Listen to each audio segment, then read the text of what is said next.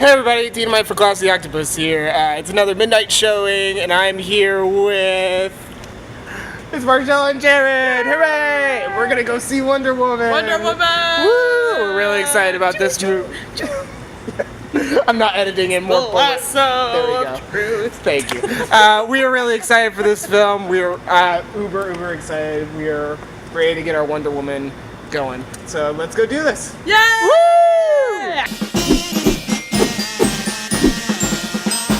Alright, so we just got out of Wonder Woman. It was really good. It was amazing. It was absolutely amazing. It was just too good. It really was. Flabbergasted. Yeah. Flabbergasted is the word. Well, like we said, we were really excited to see this movie, and the advertising was really good. Yes. And so, like, I was gonna see this movie regardless, but yeah, it delivered on every... Honestly, I was not excited about this movie. I really only came because Dean sounded lonely. And no, seriously. Ouch. I'm kidding. No, I'm gonna put this on. Do it. No, I was coming because I wanted to get out of the house, Sure. kind of thing. No, sure. And I was like, well, it might be fun. At 11:15 at night. At 11:15 at night, mind you. Hey, Fine. but I knew Jared probably would want to see it. Dean would want to see it. But let me tell you about this movie. Yeah, go for it. 2017 will never be the same. Seriously, I probably need to go to sleep and process everything, but this was like an A+ movie. Absolutely. I think we need to see it again. Yes. I would. When's the next showing? I would 100% get out your newspapers. I would 100% agree in seeing this movie again. It's a very well-rounded movie. You were saying that this movie is very streamlined. Like, yeah, there's not like long, but it doesn't feel. No, it doesn't feel long because it keeps moving. This movie, we were talking about it was very like streamlined. It just keeps going. Yeah. But it does know when to like slow down, have a quiet moment here and there, which aren't needed. Like, yes. But it does, once it gets going, and it gets going from like the beginning. To be perfectly honest, you hit the ground running with it. The movie opens up in Themyscira, the Amazon world, with all the women, but they're like fighting. All the Amazons that are kicking butt. They are, and it's awesome. It is so cool to see them do Did it that. make y'all want to be a woman? Yes. Did it make y'all want to be a woman Absolutely. for just a little bit? Yeah. Well, like, Pretty cool. and Robin Wright, she's in this, and she plays the general, whose name I still can't remember. But she is the sister. It was like Anamataki or Yeah, something. they got weird names. But Yeah. that's Except for Diana. right. Yeah, Anamataki and Automyopia, and then Diana. Well, yeah, it's just like, but that's you know, for the course in comic It's a books. strong It's just name. like these are supporting characters, but this is the character you need to know about, so they're gonna have a simple name. But yeah, so the movie opens in Themyscira. Diana's a young girl, and she's running around, and she wants to be a warrior, but Hippolyta, her mother, is like, no, you can't. But then Hippolyta's sister, Robin Wright. Princess Buttercup is like, yeah, you can do it. Yeah, she's like, yeah, we're gonna start training her like right now. Yeah. Right now. Before Vicini comes in and tries to poison all of us. Hippolyta knows that Diana has this purpose that's being kept secret from her, and there's a reason why she can't leave, and that she can't really go fight because apparently it's implied that she will do much damage because she does that thing in that movie Superman that she did where she crosses her arms and this big explosion happens, and that's kind of right before the inciting incident of Steve Trevor, Chris Pine, crashing into Themyscira. He is a British spy who crashes into Themyscira. Diana saves him, and then the Germans show up, and then the Amazons attack, and it's awesome. It's amazing. But yeah, the Amazons take out all the Germans which are coming on the shore, and it's really, really well shot and choreographed.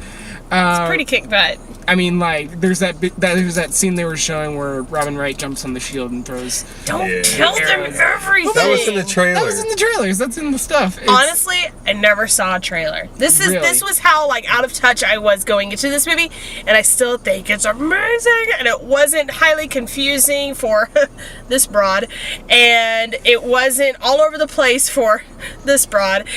It was just I am just speechless. It's a really just awesome film. It's really good, and it's just it's a conversation film in matters of like what is important to people, what is how people are portrayed, men portrayed, women portrayed in this film, and it's all just And minorities. for that And matter. politicians and people who are in the military. This movie It is touches on a lot of subjects that are still relevant this movie today. is definitely about war. It is. For those who don't know, this movie Yes. takes place in World War I. It is about exactly that because, like I said, Steve Trevor, Chris Pine is a British spy, and they have to stop the Germans, and they keep this thing in. The two main villains, well, technically the three main villains, are Dr. Poison, which is said to be a nickname, but that was an actual Wonder Woman villain in the comics, because this is wartime comics. Dr. Poison. That was very comic booky. Yeah. Dr. Poison. But like they said, oh, it's a nickname that the boys in the trench call her, so that made a little more sense. And Yeah. then this Baron German guy, who I'm pretty sure in the comics was called Red Baron ? I can't say for sure on Isn't that that one. a pizza place or something? No, it's the frozen pizzas you can get at the grocery store. That's Red Baron. Pizza on the mind. But really, everyone in this film gives a great performance. Like, obviously, Gal Gadot, who plays Wonder Woman, she's amazing. Yes. I love her in this film. Except she walked a lot with her shoulders back, and it looked very preteen. A little Teenager bit. going through I could puberty see kind of where thing. that Like, could be I don't know how to walk. But if that's my only negativity towards the movie, Yeah. pretty amazing. Chris Pine gives a great performance. I think he's a great actor, and he does a phenomenal performance in this. Chris Pine is wonderful. He's really good, and Yeah, and he's good looking too. but like I'm trying to think of just all the really good stuff. Like the style of this film, it looks really good. Like the cinematography is great because like when you're in Themyscira, it's very bright, it's very sunny and gorgeous looking, and then it contrasts when they go to the war and it's very World War One mud trenches. And it's acknowledged, too. There's even Yeah. a moment where Diana's like, this place is hideous. Well, yeah, and it's when they like- first get into London. she's Yeah, like, and that's great a moment. great way to acknowledge a change of scenery. You Yeah, know? it's I like contrast and like it's done with a purpose. Like Themyscira is this world of paradise, this godlike world, this world made by the gods, and then we get to the real world, and it's a great contrast just visually, and that's smart filmmaking. But it was also kind of a weird moment because, like, when a lot of people think of London, they think of like the beautiful architecture, Right, and, yeah. like. But I guess that was kind of the point because yeah. we think this world is so beautiful, but then we go to the we gods. haven't been to Right. And it's Themyscira. also Exactly. and it's also a world at war, and it's just Yeah, showing that's because true. like that gets okay. We'll kind of get into spoilers here. Yeah, shh. Again, we'll put a little thing for if you want to skip. Everyone dies. If you want to skip the spoilers, we'll do a thing right here, right now. So it is revealed that Ares is behind this, but it's not who Diana thinks he is, because we're led to believe that this Baron German guy is Ares.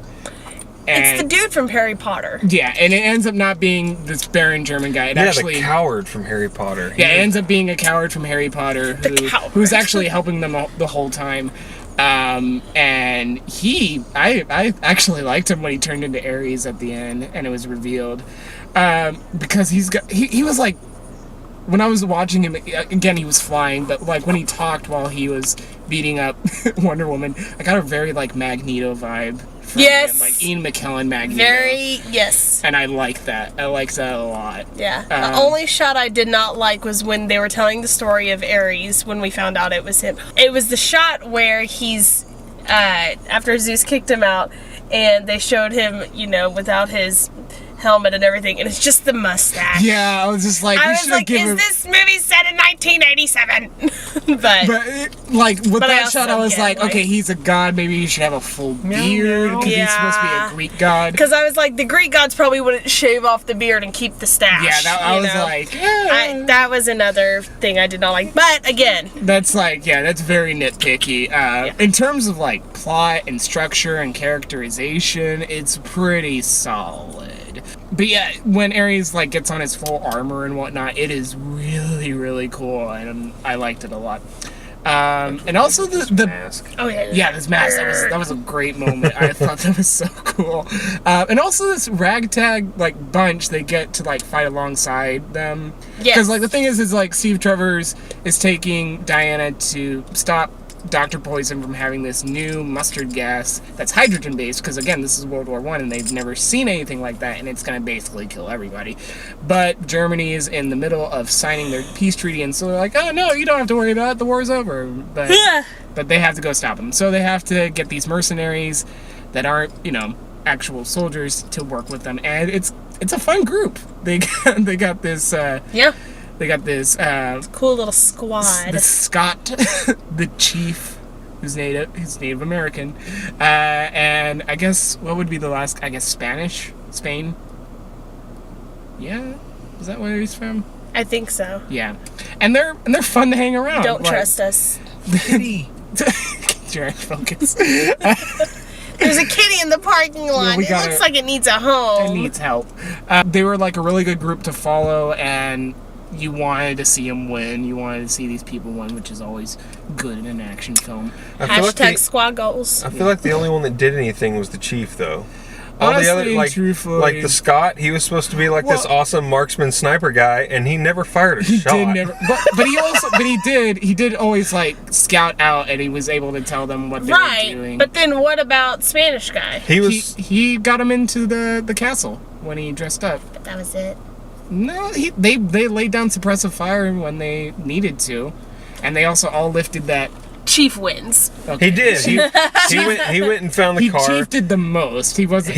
He set the fire to signal them that they'd followed. And he was throwing the bombs and stuff like that on the no man's land. Yeah. I mean, he was working. Yeah, he did the most, but they all did something. Everybody has an important role. And that's also what kind of gets down to in the film. That's one of the big themes, is that everybody helps, and I like that. The biggest all-time theme was love. Like, honestly and truthfully. Which, if that was the theme, that wasn't strong enough. I will say that. If the whole purpose was love in the end, well, I take that back. She did have love and compassion for the people who suffered during the war. Well, the whole thing is that the idea, we get this lore treatment from Hippolyta early in the movie, is that Zeus created the people and there was peace, but then Ares, the god of war, corrupted them, and terrible stuff happens, and that's why the Amazons were created, because the Amazons are peacemakers who speak every language in the world, and they were the delegators, and then Ares killed all the gods except Zeus, and then Zeus banned Ares. And so the whole idea is, we get to this thing where Diana believes that if she kills Ares, the war will be over automatically. And then she kills who she believes is Ares, which is the Baron German guy, and the war does not end. And that's this big, oh no moment. And so Steve has to track her down and then tell her that they still need to stop the war. It isn't just about one guy, and Diana's confused because men choose to be in wars. That's the whole idea, and she's confused by that. And Steve tells her, yeah, it's not just black and white, which is interesting that they brought that up. I was like, that's actually pretty important to get at and kind of deep.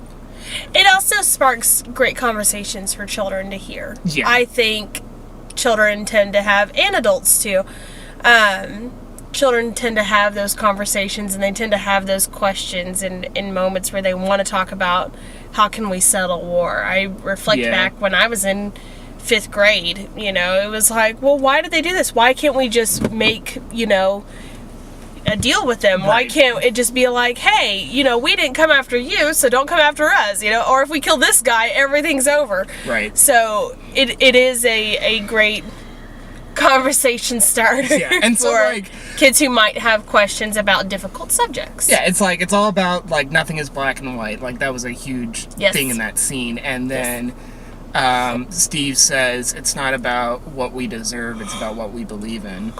Yep. And that's kind of the big arc. That's when it comes to an end, because what happens in the background is that this big plane is going to take off and drop the new power bomb gas Power Ranger. on London and basically kill everybody. And so they gotta stop it, but at the same time, Diana is fighting Ares. So again, ginormous spoiler, Chris Pine jumps on the plane while saying goodbye to Diana, and basically sacrifices himself. And it's this really big emotional scene. It was really sad. Like, I kind of had the feeling, even going into this film, that, like, yeah, Steve Trevor is not going to be seen again. Because we already seen Wonder Woman in Batman v Superman, and that's in modern day. This one takes place in World War I, so it kind of makes sense that Steve Trevor's would not. He can't live forever. Right? Yeah, he's not a god. It kind of would make sense. He's not a god. It kind of would make sense, but like, it's a very Rogue One feeling. Yeah, like you know, like what's gonna happen. You got a feeling of what's going to happen, but it was like still super sad. Yeah, it was still like very, very like sad. Rogue One. Again, sorry. Now we have Rogue One spoilers. They'll get over it. That movie's been out for a while. Yeah, if you haven't seen Rogue One yet, then you deserve it. You deserve to get the spoilers. Your fault. So it's like this big emotional scene, and that's when it clicks with Diana, and that's how she's able to defeat Ares, is because she realized it's not what people deserve, it's what you believe in. And I really like that as the moment, to be honest. I thought that was very powerful. Because she says, it's not what they deserve, it's what you believe in. I believe in love. And the idea that, like, love wins is a wonderful message to have in a movie called Wonder Woman, because in the comics, I'm gonna get a little nerdy here. In the comics, Wonder Woman is basically the hero that will always extend a hand to her villains and will try to settle things as friends. And that came across in this film, especially in one big scene with Dr. Poison when Diana is fighting Ares. He brings Dr. Poison because he basically is a god and can bring anything to him just by thinking about it. And she has a chance to kill her, and she doesn't. And I was like, that is Wonder Woman. That is true to the comics, and that was a really great moment. That's why we need women. we need them. We need women, and superheroes need women. Superheroes. Yeah, all you superheroes out there. Listen up. Listen up. I got a PSA for all you you. Real superheroes out there. Find yourself a woman. Find yourself a woman and let her fight. Take that back. Don't let her. She is going to fight some of the battles. That was also the thing about this movie. You're going to be pretty thankful for it in the end. You're going to be like, oh, wait, we didn't have to kill each other and die and, be against each other. Oh, wait, we can be friends. Oh, we can shake hands. Oh, we can love each other. Yeah. Again, that's like... Thank God for women. Yeah, that's like a big thing in Wonder Woman comics, is that she's always extending a hand, and that is very well reflected. Not Wonder Woman. Makes me wonder all the wonders. Oh my gosh. This film was fantastic. We loved it. A+.